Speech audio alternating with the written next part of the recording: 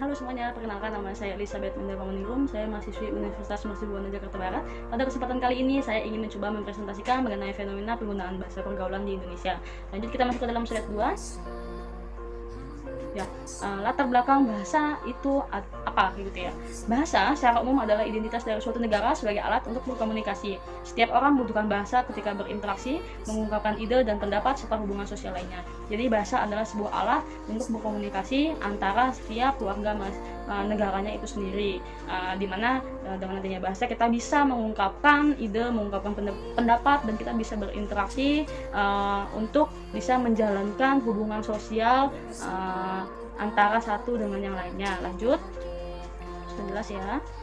Terus ini ada berbagai macam bahasa, yaitu ada bahasa Cina, bahasa Spanyol, bahasa Inggris, bahasa Hindi, bahasa Arab, bahasa Bengali, bahasa Rusia, bahasa Jepang, dan bahasa Punjabi. Jadi di sini sudah jelas banget, dengan adanya slide ketiga ini kita bisa tahu bahwa setiap negara memiliki bahasanya masing-masing, di mana bahasa Cina dimiliki oleh negara Cina, bahasa Spanyol atau bahasa Spanish dimiliki oleh negara Spanyol, bahasa Inggris dimiliki oleh bahasa Inggris, bahasa Hindi dimiliki oleh bahasa Hindi, dan bahasa Arabik dimiliki oleh bahasa tapi negara ya.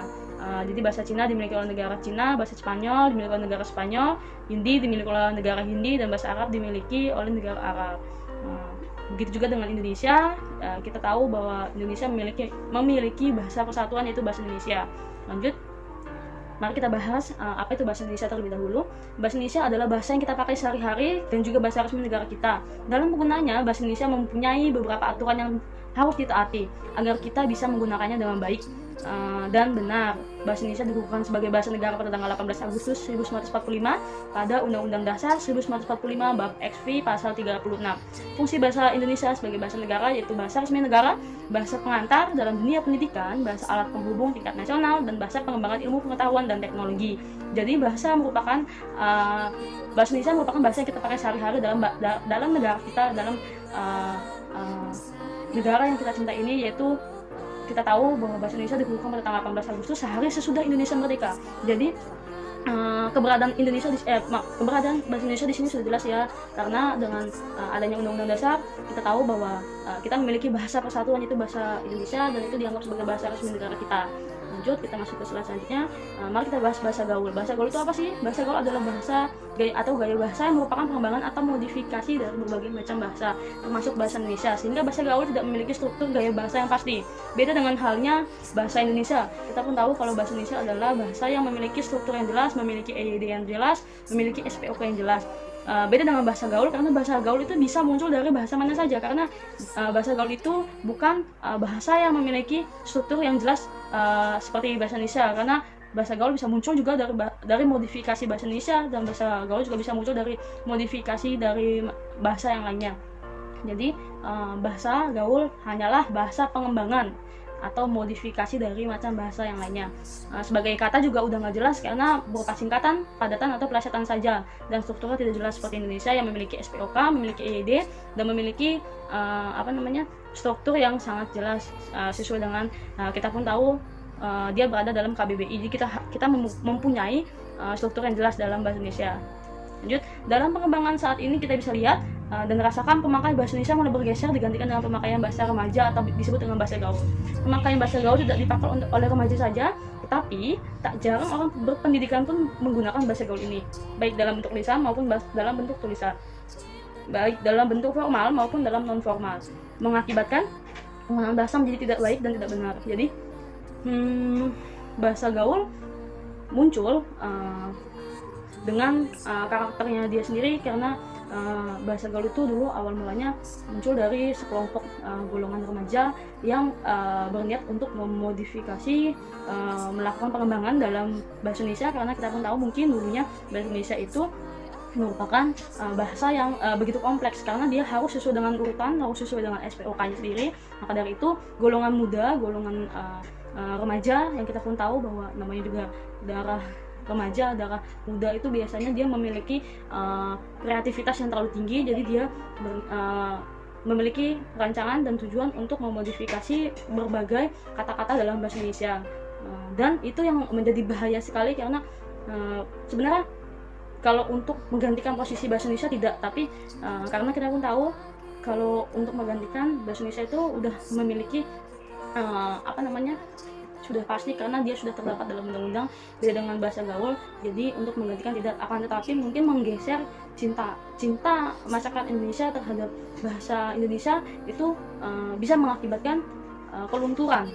Jadi bisa jadi masyarakat Indonesia itu mulai luntur mencintai bahasa Indonesia, itu yang sangat bahaya. Maka dari itu boleh menggunakan bahasa gaul, akan tetapi jangan menggunakannya terlalu sering. Boleh, karena sebenarnya bahasa gaul itu ada baiknya juga, karena dalam bahasa gaul banyak sekali juga orang yang berpendidikan menggunakan bahasa gaul, karena kita pun tahu golongan remaja, golongan muda di Indonesia itu sangat banyak.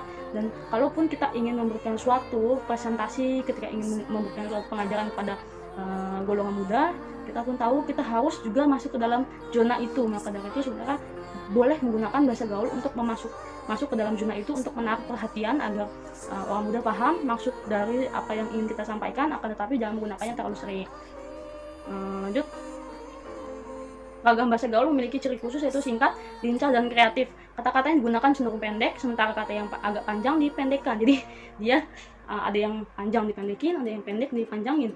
Contohnya kayak kata yang lebih pendek yaitu oh gitu, kalau dalam bahasa Indonesia kan biasa aja ya, tapi kalau dia kadang-kadang dideketin kayak oh gitu, atau mungkin kata lu, gua, yang strukturnya nggak jelas, mau itu tadinya kata lu, kamu, kamu, jadi lu, lu, cuma 2 kata doang kan, dan itu udah nggak jelas banget. Jadi yang panjang dipendekin, yang dipanjakin kayak gitu kan. Terus kalimat-kalimat digunakan kebanyakan struktur kalimat tunggal, untuk bentuk elips juga banyak digunakan untuk membuat susunan menjadi lebih pendek, sehingga seringkali dijumpai kata-kata yang tidak lengkap. Jadi bisa berupa kata-kata singkatan kayak gitu kan. Maka strukturnya pun udah nggak jelas kalau bahasa gaul itu. Lalu ini kayak contohnya penggunaan awalan atau kombinasi kata kap, ka, ga. Intinya kata tidak jadi kagak, jauh banget ya, dari tidak ke kagak, jauh. Itu bisa dia merubah struktur, dia merubah abjadnya. Terus ini juga kata memang menjadi emang, disingkat dari kata memang, m-nya dihilangi jadi kata emang. Jadi ada pemendekan kata kayak gitu. Jadi udah nggak jelas banget kan ya. Lanjut, terus ini ya bahasa yang sering kita gunain yaitu gue, lu, galai dan alay dan garing. Lu dari kata kamu, dari kamu ke gue, dari kamu ke lu. Terus dari saya ke gue, itu jauh banget kan, beda banget, strukturnya pun udah nggak jelas. Jadi kayak dia udah nggak memiliki SPOK-nya sendiri kayak gitu. Itu bahasa gaul ya.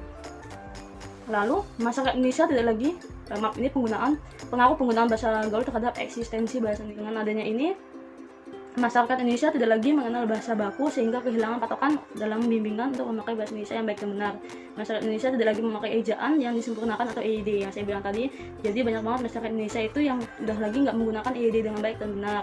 Terus masyarakat Indonesia menganggap remeh bahasa Indonesia dan tidak mau mempelajari lebih lanjut mengenai bahasa Indonesia, karena mereka menganggap dirinya itu sudah mampu menggunakan bahasa Indonesia dengan baik dan benar. Tapi pada kenyataannya banyak banget juga tuh yang orang Indonesia yang ngomong masih tidak sesuai dengan EYD gitu kan. Jadi kadang juga masuk ke dalam bahasa gaul juga kayak siapa sih lu kayak gitu, banyak banget yang menggunain kayak gitu. Tapi mereka karena mereka udah terlalu sering menggunakan bahasa gaul, itu pada males gitu untuk belajar bahasa Indonesia. Maka dari itu merupakan suatu tantangan terhadap kita sebagai generasi selanjutnya dalam mempertahankan keberadaan bahasa Indonesia itu sendiri gitu kan. Lanjut, jadi kesimpulan pada kali ini, bahasa gaul memiliki pengaruh kuat terhadap pengembangan bahasa Indonesia, umumnya dalam bentuk tutur kata. Bahasa yang digunakan oleh remaja ini muncul dari kreativitas mengolah kata baku dalam bahasa Indonesia menjadi kata yang tidak baku dan cenderung tidak najib. Jadi bahasa gaul itu merupakan bahasa gaul memiliki pengaruh kuat terhadap pengembangan bahasa Indonesia. Dengan adanya bahasa gaul, jika kita lebih mencintai bahasa gaul, mungkin suatu saat nanti keberadaan bahasa Indonesia itu menjadi lebih luntur kayak gitu kan. Jadi orang lebih sering menggunakan bahasa gaul dibanding dengan bahasa Indonesia, dan itu sangat tidak baik, karena kita walaupun bagaimanapun dengan adanya bahasa Indonesia, kita tahu bahwa Indonesia pernah merdeka, dan dengan adanya bahasa Indonesia kita bisa tahu bahwa kita sama-sama mencintai negara kita, yaitu negara Indonesia kita sendiri, Indonesia tercinta ini. Lanjut, kesarannya menurut saya, bahasa gaul sangat berperan dalam pembentukan bahasa yang digunakan kalangan remaja karena penggunaannya bersifat santai dan fleksibel. Alangkah lebih baiknya bila kita dapat menggunakan bahasa Indonesia yang baik dan benar, sehingga keberadaan bahasa Indonesia sebagai bahasa negara tetap terjaga. Mungkin sekian dari presentasi saya, kurang lebihnya mohon maaf. Selamat siang dan sampai jumpa.